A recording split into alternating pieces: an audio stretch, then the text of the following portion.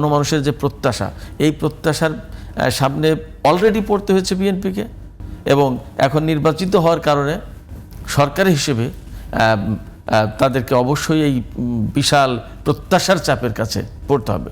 এক কথায় যদি বলি যে গণতন্ত্রের অন্যতম সৌন্দর্য তো নির্বাচন, এবং সেই নির্বাচনের মধ্য দিয়ে আসলে যখন কোনো একটি নির্দিষ্ট রাজনৈতিক দল বা জোট একটা বিপুল সংখ্যক জনরায় পায়, তখন তার দায়িত্বের পরিমাণ আসলে অনেক বেড়ে যায়। এমনিতেই দায়িত্ব থাকে, সেটি তারা পূরণ করবেন।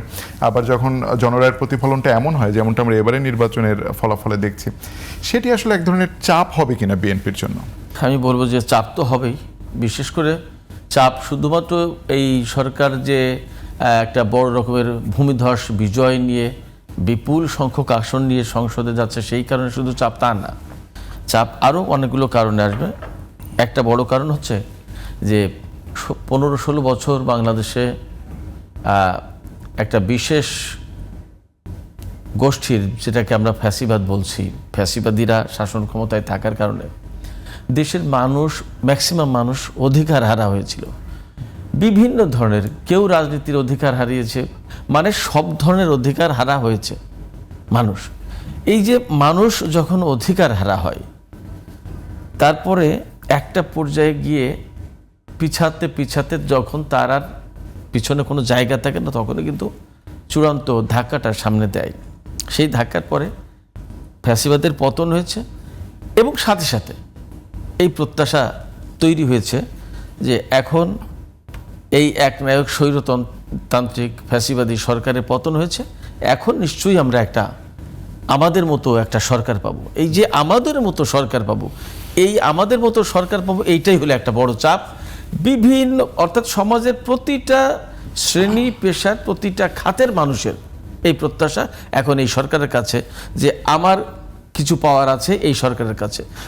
যে অধিকার থেকে বঞ্চিত হয়েছে সে অধিকার ফেরত পেতে চাইবে এই সরকারের কাছে। কেউ অর্থনৈতিক অধিকার, কেউ রাজনৈতিক অধিকার, কেউ তার সামাজিক অধিকার, তার এমনকি ব্যক্তিগত পারিবারিক বিভিন্ন পর্যায়ের অধিকারগুলো ফেরত পাওয়াটা ইম্পর্টেন্ট, এবং তাদের প্রত্যাশা, এই প্রত্যাশা পূরণ করতে গিয়ে সরকারকে নিশ্চয়ই অনেক বড় চাপের ভিতরে পড়তে হবে।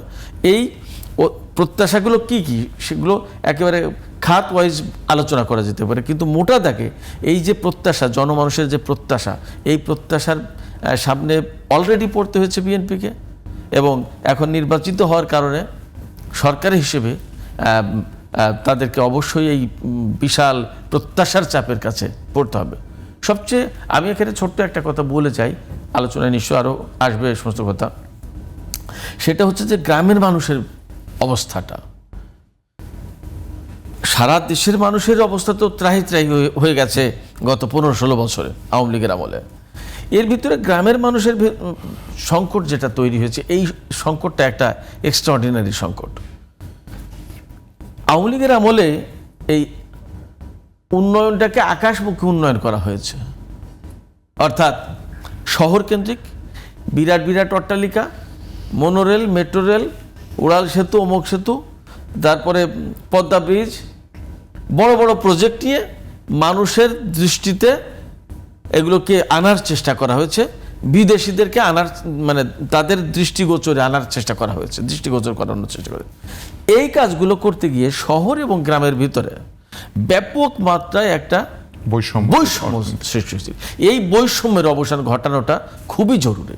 এই বৈষম্যের অবসান ঘটানো কঠিন ব্যাপার, বাট আমি মনে করি সরকারের শুরু থেকেই এই দিকে একটু নজর দেওয়া দরকার। পল্লী গ্রামের এই যে পল্লী অঞ্চলের যে বৈষম্য সৃষ্টি হয়েছে, শহর এবং পল্লীর ভেতরে যে মারাত্মক বৈষম্য, এই বৈষম্যের দিকে বিশেষভাবে নজর দেওয়া দরকার। এবং এখানে বড় জনগোষ্ঠী, এইটা বিরাট একটা বড় চাপ। এইখানে যদি কাজ করতে পারে তাহলে ভোটের যে ক্যালকুলেশনটা হয়ে গেল, এই ভোটের ক্যালকুলেশন আবার পাল্টে যাবে।